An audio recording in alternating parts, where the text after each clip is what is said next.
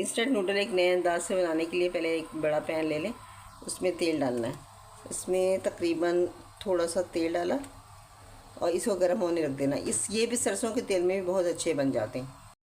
अब जब तेल गर्म हो जाएगा ना, तो ये चिकन पॉपकॉर्न है, ये डाल के इसमें और निकाल लेना है। पोस्ट निकाल लिए।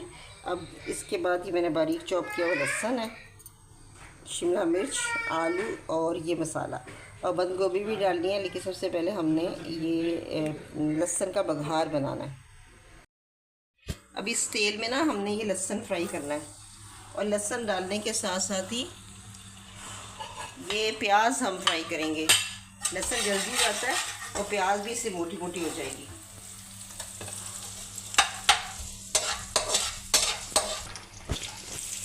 इसमें आलू डालने हैं, आलू बारीक बारीक काटने हैं ताकि गल जाए और ये चीज़ें तरतीब से डालनी है। अब इसको डाल देना ताकि जल्दी गल जाए।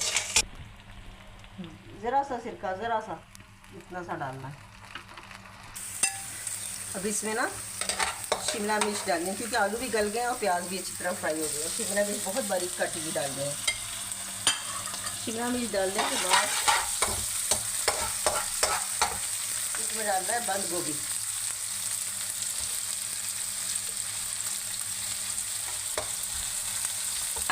बंद गोभी के साथ ही इसमें इसके मसाले डाल देने,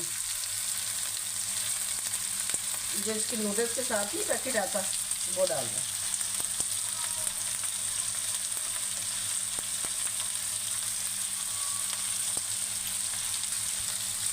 इसका अपना मसाला डाल के इसको हमने बस स्टिर फ्राई करना है, ज़्यादा नहीं भूनना। और इसको हमने बाहर निकाल देना है, तेल छोड़ देना है और इसको मसाले इसको सब चीज़ों को बाहर निकाल देना।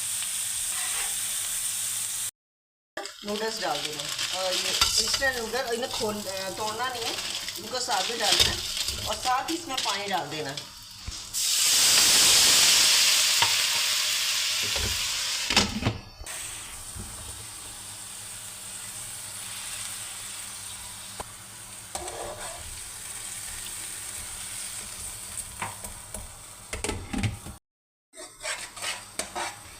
ये नूडल्स जब बिल्कुल तैयार हो जाएंगे ना, तो जो हमने इसमें इसका ये डाला था ये सब वापस डाल देंगे और इसको अच्छी तरह मिलाएंगे।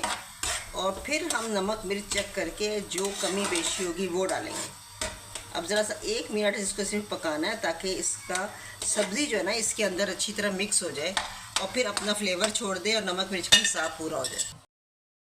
अब इसमें ना नमक डालना है क्योंकि नमक मुझे थोड़ा सा कम लग रहा था। मिर्ची तो सही है लेकिन सब्ज़ी डलने से शायद इसका नमक काफ़ी कम हो गया। नमक डालना है और थोड़ा सा इसमें डालना है सोया सॉस।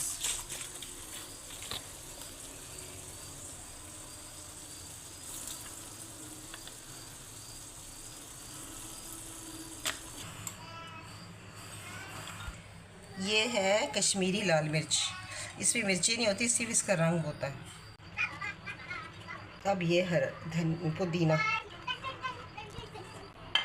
ये इंस्टेंट नूडल्स हमारे अपने अंदाज से तैयार हैं।